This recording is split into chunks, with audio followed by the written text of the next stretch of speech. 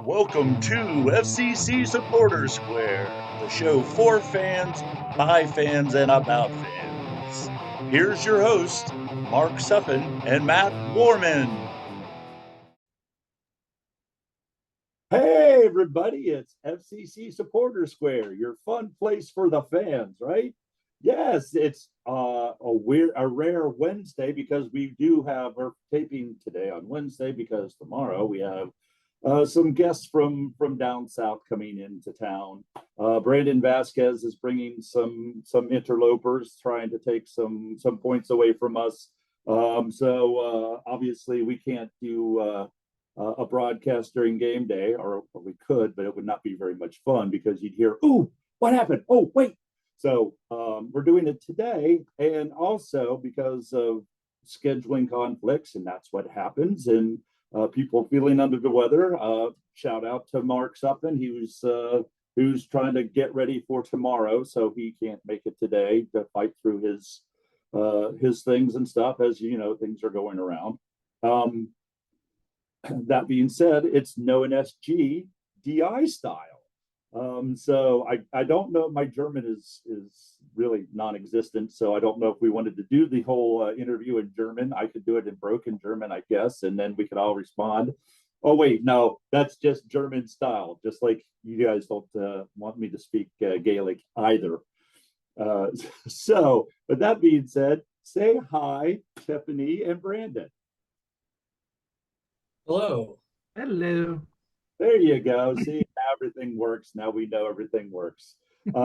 So it's been an interesting week.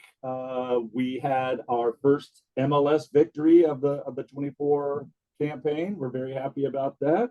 Um, a 2-1 victory. Tiffany, what did you think about uh, last week's game? Um, I thought it was pretty great. I mean, the biggest thing I always love coming back to is just seeing everybody and, watching the fans, learn our new players and, just sort of getting back in the swing of everything. It's always fun to be able to do that. And I know everybody has to sort of shake the rust off, and it seemed like that happened a little bit of everywhere. But it was great to see everybody come together, and it came out well. And Saturday night we had a 2-1 victory. Brandon, what did you think of our road win? Yeah, I thought that it was a really fun game to watch. I think everyone's still getting used to the new officiating style, but it's really good to see our boys start to put together some good passing, make some good opportunities, start to gel and figure out how each other play. The other really fun thing that is unique to our group is we have an awesome fan friendship with the Chicago supporter groups, specifically. Can't remember which ones it is. I think it's the Red Line and Larry's cow. Oh, wait, that's something else. um yeah, it's the Black Fires and the Red Line supporters group. So anytime that we have a matchup in Chicago, we like to go up there and hang out with them. This time around, we got invited to their pregame tailgate, and had a really good time. And then when they come down here, we always invite them to come over to OTR Stillhouse and hang out with us as well. We kind of share in our hatred of Columbus, so that's why we always really enjoy the Chicago match, because we both have a common enemy there. But it's definitely good to take the side there and win in this derby between the two clubs. And it's three very important points. Something that I had heard is that through 2 games, nobody is undefeated. Miami has 2 wins and a draw. I guess they're kind of out in front, but everybody else is, for the most part, 1 win and 1 draw. So 4 points for us is the same as about 6 or 8 other teams. It's really not much to look at the standings at this point of the season, just to make sure that you don't fall too far behind. You can't win the season in April, but you certainly can lose it, or March in this case. So So, and the other big news is that we signed DeAndre Yedlin. I know that we were interested in him a couple of years ago, and he signed with Miami instead. But now we have him again on a 1-year deal. Tiffany, what do you think? What do you think about that? And where do you think he'll start tomorrow? I don't think he's going to start tomorrow. I think he needs some time to mesh with the guys, maybe by Sunday. I don't know. Don't really coach a lot of sports that have been on dry land, but um, I don't know. I think he's going to mesh well with everyone, and it's going to be really exciting to see what he can do with everyone else on the pitch and really, bring some new excitement to, FCC. And, I know we like taking things away from Miami, so taking him away makes me pretty happy. Having witnessed the joy of beating Messi in Miami, I can definitely verify that. Brandon, he was captain of Miami. Now he's just a member of the team. How excited are you in a scale of 1 to 5 of having DeAndre Yedlin on the team? I have max excitement for this signing. I think that he brings a lot of leadership to this room. We have kind of a younger crowd is what we need when you're building a strong team for the next 5, 6, 7 years. So him bringing that senior leadership into the room is going to be great for some of our younger guys that are learning how to be professionals in the sport. And I'm really excited to see him shore up that back line. I think that he's a star caliber player, so I think this was a great signing by Chris and company. It definitely sets us up for the season that we want to have here. We want to keep the Supporter Shield in Cincinnati for another year. So that usually that talk doesn't start until October, but I want to make sure that we all have it in our mind that that's the end game here is to keep that hardware around. So yeah, he's super excited to have him on the team. Really excited to see how he meshes with the boys, and I think he's going to establish himself in that locker room pretty quickly as a senior voice. And he's such a good defender. Like, we need more defense.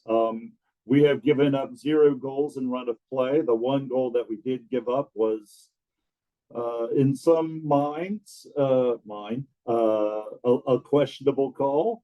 I've heard other people very soft. Agreed. On Slack go, no, that was a good call, and I'm like, no, I think he cleared it before. Anyhow, it doesn't matter. We have 0 goals in the run of play, and it didn't look like Chicago had anything going on. It looks like, at least in the first 2 games, a bunker mentality for our opponents. They seem to want to play further back on defense, and then I don't know, try to score. But the reason why I bring all that up is the man of the match was Miles Robinson. So Tiffany,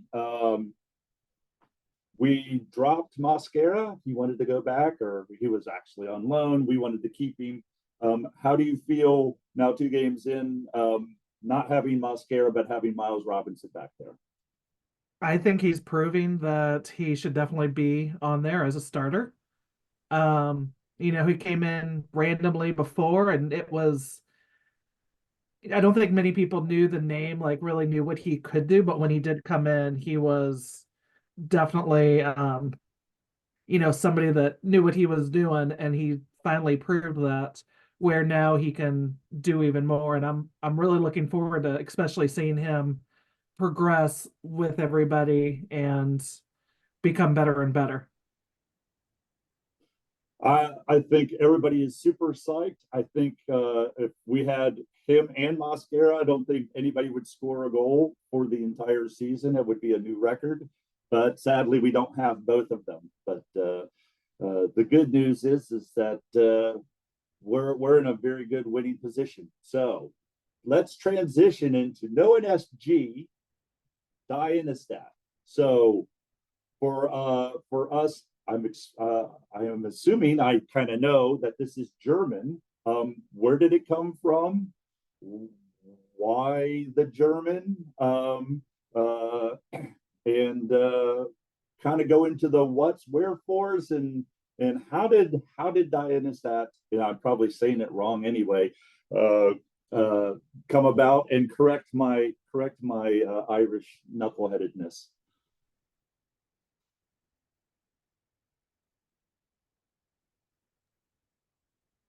Oh no, I took the last one. You get Everybody's just pointing at each other. So that dead silence is people pointing at each other. You go. All right, I'll go. Tiffany's been around in the group a lot longer than me, so that's why I was hoping she'd take it. But yeah, so Die Innenstadt is German. The rough translation there is the inner city. The group was founded right before the 2016 season, and right between the announcement of the club existing and before we even played our first match. And so, it was built on our history of Cincinnati, being that we're a German city here. We have a lot of German heritage here. We like to celebrate a lot of German festivals, Oktoberfest, Bachfest. There's a lot of German going on in the city. So we kind of took that as our core identity for the group, and we grew with it. So the group's been around since late 2015, early 2016. Has existed in all of the games that FC Cincinnati's played in this town. And we share this equal love for the club, through the joy for soccer and in our support there, but also in giving back to the community. Like, a big focus for our group is that we like to do charity events. We like to do volunteerism in the community, and make sure that we're giving back and being good stewards of this town and the city, and being able to share our love, not just for FC Cincinnati, but for Cincinnati. So that's really core to our identity. Do you drink beer at your pre-matches?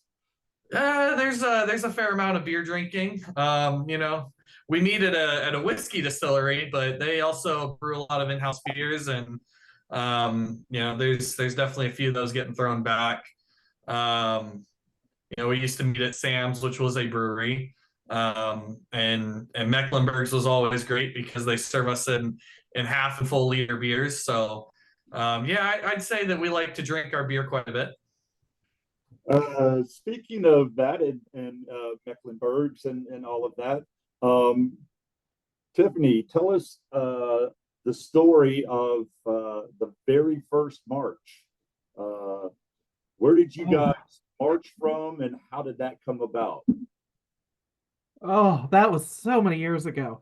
So yeah, back actually before I was drumming even. If you want to go really, really back, that was the first technical march was from Listerman over to Xavier when they did a preseason game. And it was more of a mosey because we didn't have drums, we didn't have all that kind of stuff. People barely had their first scarf. And I just remember it was cold, it was snowing, but the love of everybody in those stands for those guys on that very first time was just amazing.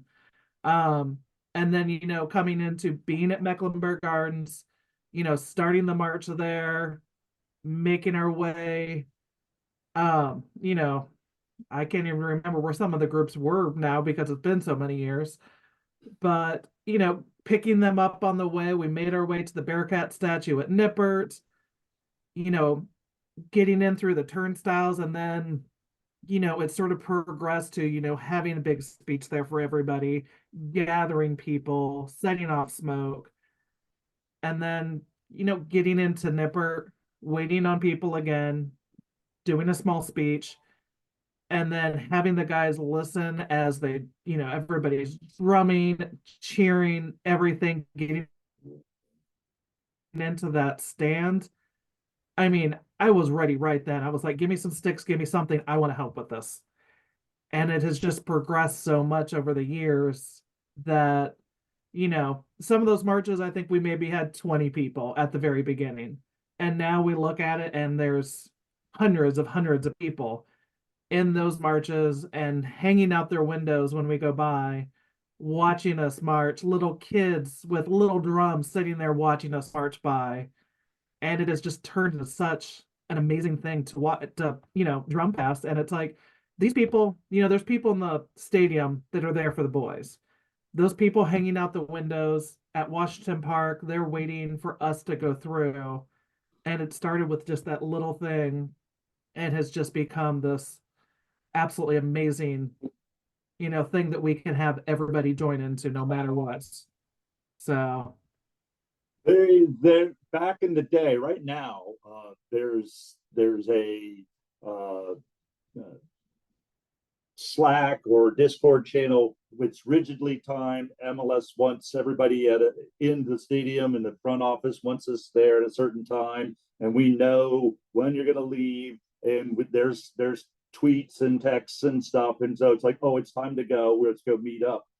Back in the day, I remember leaving the brass tap, running at full sprints down the street because somebody goes, I think Titusdad left. They left. I gotta go. And we had to literally full bore run. And if you've never been to the brass tap back in the day, it was 10 people made it full, and there was probably 100 people in there. So to try to file out single file to try to catch up with the march was an interesting proposition. And then it's like, then I remember a time when there was two marches, not opposing marches, not just that somebody had started and then stopped, and then somebody goes, I guess they're not here, so we'll go. And then they look up, they're like, wait, they're already ahead. So it was the early days of marching was always an experience. We usually left whenever someone certain was done finishing their liter of beer. That's how we knew when to leave. And that's it. And we showed up. Brandon, did you do a whole lot of the Nippert piece, or are you more the Tickle Stadium side of things, or a little bit of both? Nippert is what made me fall in love with soccer. I had been to a couple of matches, but I was sitting opposite the Bailey at the time. I was sitting in what would be the student section for football games. And I was a student there, so they gave discounted tickets to students just to get them in the stadium and start to develop this love for soccer. And I didn't quite understand what it was all about at first. And then I was walking home from class one day, and I hear a bunch of noise and ruckus going on, and I'm like, well, I know it's not an FC Cincinnati game day. Obviously, the football team's not playing. I wonder what's going on. So I walked through Nippert, and there was a women's soccer match going on the main pitch in Nippert. And the Bailey had shown up with several drummers and about 300, 400 people. And they had most of the Bailey cordoned off, but there's one little slide off to the right there. Everyone's filed in there. It was packed. Nobody else in the stadium except for maybe a handful of family members for the players. And it was raining. But here is the Bailey just on a random Thursday night or something playing in Nippert for the women's team there. And I was like, okay, this is pretty awesome. Now I'm starting to see what this is about. Let me go get some tickets. So I go and get tickets. I'm sitting in the Bailey. And that's where I really sparked that love, is all the adrenaline that you get for cheering on this local team. Watching the boys put everything out there on the field for you because they don't want to disappoint. And sharing this camaraderie with all these fans that have this unified voice and singing for the team. That's what made me fall in love with soccer, and I've been hooked ever since. So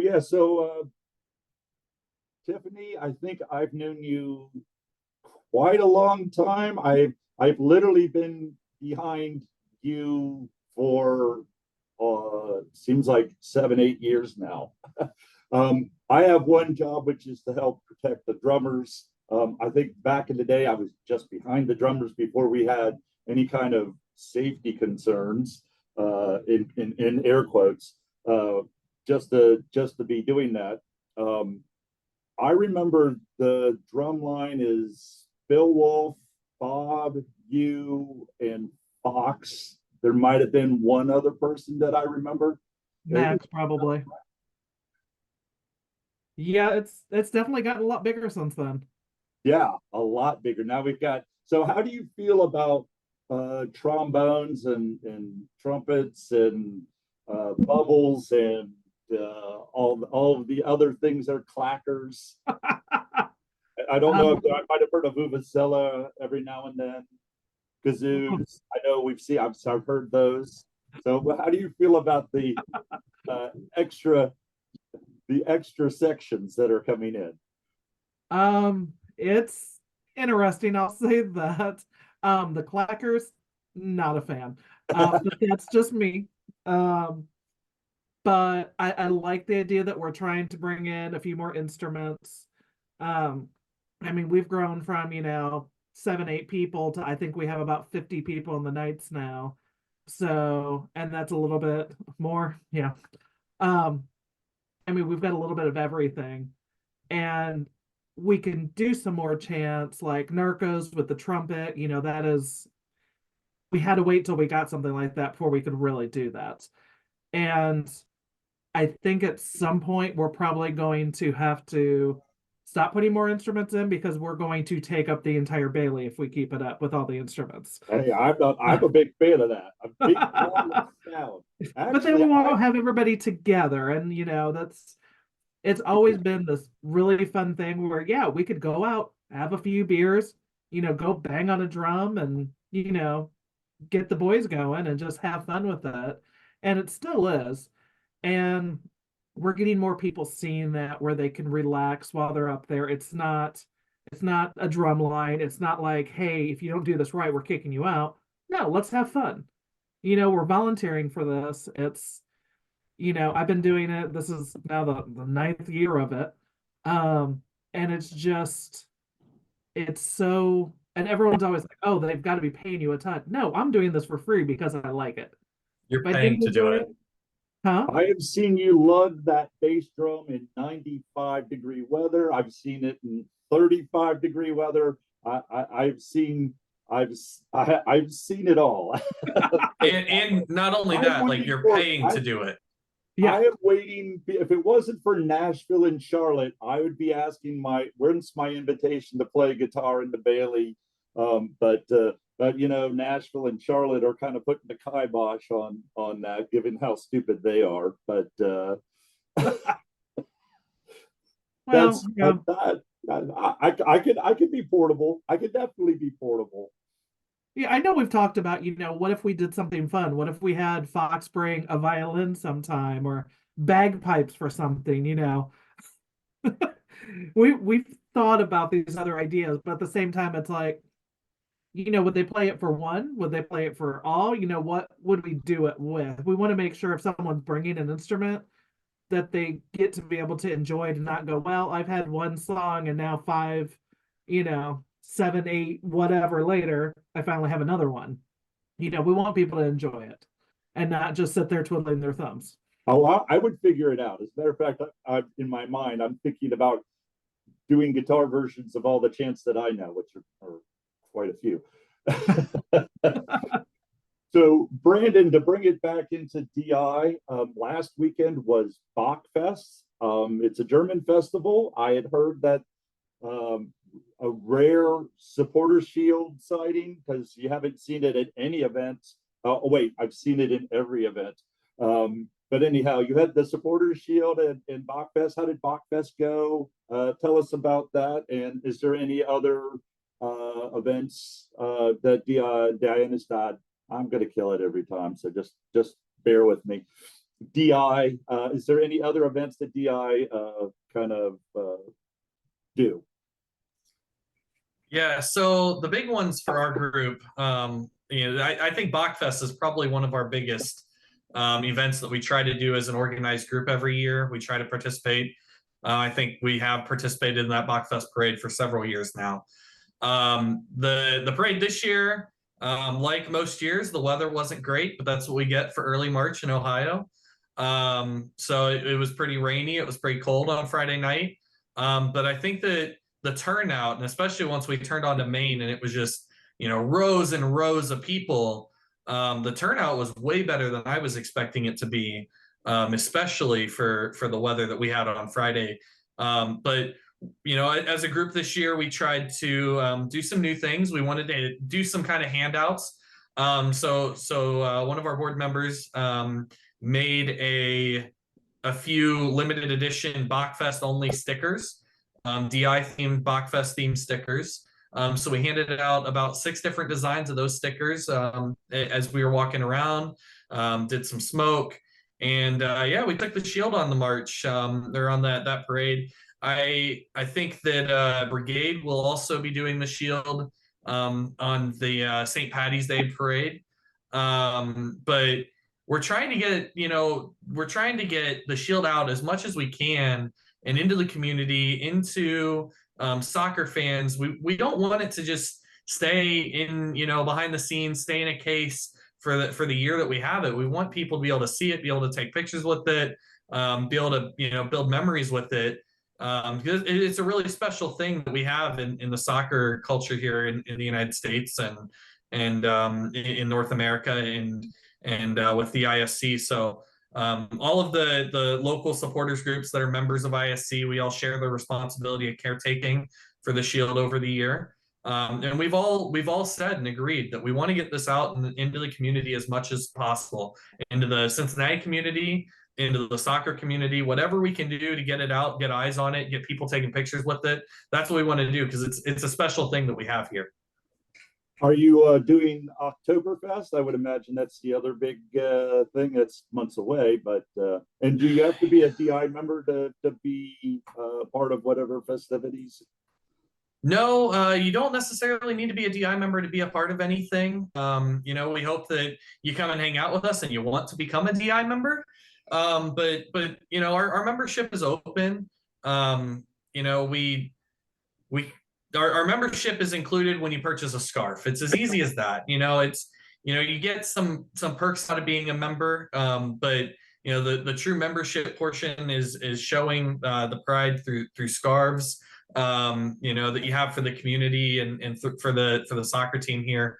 But we try to make our scarves Cincinnati focused, with hints to the soccer community.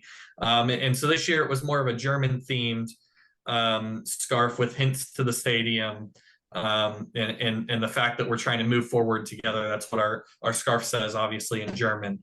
But we want people to come out. We want to interact with new people. We want to bring new people into our group.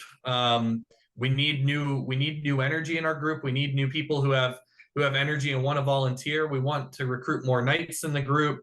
And I know Tiffany said we don't want to grow the Knights group too big, but it just naturally is growing. The team's doing well. Everyone wants to get more involved, and growing the Knights bigger isn't necessarily a bad thing, because it allows people to take the day off and not feel guilty for it. I know Tiffany never wants to take a match off. But there are times when you want to be able to enjoy soccer, and not have to think about the part that you're playing and whatnot. So it is nice to take games off every once in a while. But we're excited for the community. We're excited for soccer. We're excited for the Supporters Shield. We're excited for the events that we do. I'm sure that we will have some sort of presence at Oktoberfest. I'm not sure what that looks like.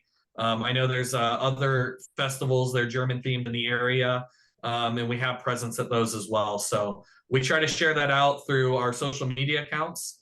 Another thing, when you are a member, you get weekly emails. We share that out within our weekly emails, and we talk about it a lot inside of our Slack channel. So that's the easiest way to get involved with those events and meet up with us at those events is being in those channels. Just to dovetail into that real quickly. Yes, St. Patrick's Day is coming up in just a couple of weeks. I think it's a week from Saturday is the City of Cincinnati parade. We represent FC Cincinnati. You don't have to be a Brigader. So I'm inviting both of you and DI and anybody who wants to, the only requirement is that you like the march and a couple of chants and drink beer. I think I don't know. That's a low bar. So we're hoping to get more than the 20 people that we have. We have flags. We don't really do smoke. But if we get enough people, who knows what might happen. And you don't have to wear a kilt, but it does help. So so thank you guys for joining Noah and SG here on FCC Supporter Square. Any final words, Tiffany, on anything, DI, the game tomorrow, anything? I'm looking forward to no pancakes tomorrow. No pancakes at all. It's gonna be, I still think it's gonna be a great match. I think we're still going to welcome him back. We're not going to boo him like some people, but I'm just looking forward to a nice game. I'm actually not drumming tomorrow, which is weird, but I'll actually be able to watch it and enjoy it, and I think it's gonna be good. So when you hear number 19, Brandon Vasquez, there's going to be silence after Vasquez, I think people will still clap for him, but there's not going to be any chance for him. There you go. Brandon, are you have the same feeling as Tiffany on Brandon Vasquez before we go? And any final thoughts? Yeah, I don't think that he left on. I don't think that anyone who left the team this season left on particularly bad terms. I certainly don't know what it's like to be a professional footballer, but they have different aspirations and goals for their career, just like I would have for my personal career. So I'm happy for the placement that he's found. It seems like he's finding a good fit. But my personal focus is on one team and one team only, and that's the one in this city. So it's going to be nice to have him come back. I just saw some videos of him stepping out on the pitch for practice that they had tonight, but I'm not going to cheer if he scores a goal because you're going to be putting my team down. So there's it's going to be bittersweet, but he didn't leave on bad terms. Some people have, and those are the ones that you get those kinds of reactions for. Yeah, and since we see that person once or twice a year, I can see that. I think this is the first time somebody who's left on good terms, but it's like another league who happens to just come back, right? I don't think we're going to be seeing Mosquera anytime soon playing against us, or Brenner for that matter. Or Barrial. Yeah, or Barrial, right. So it's like, oh yeah, it's great and whatnot, but it's this weird where he just left a couple of months ago and he's doing well, and that makes us nervous. So I get that too. It's going to be, everybody I think it's going to be a little conflicted tomorrow who goes, but good luck to Brandon Vasquez, and we'll take the points and you can go back to Mexico. It's okay. We just want the points. I'm glad that you brought your friends to do a tour of Tikal Stadium. It is a glorious stadium, but go home, and we'll keep the points. So thank you, Tiffany, Brandon, Noah and SG, Innenstadt. I think I said it right finally. Probably poorly, but close enough. Thank you once again, DI, for letting everybody know about the DI supporter groups and what you guys do. And here at FCC Supporter Square, we're very happy to have you and everybody else.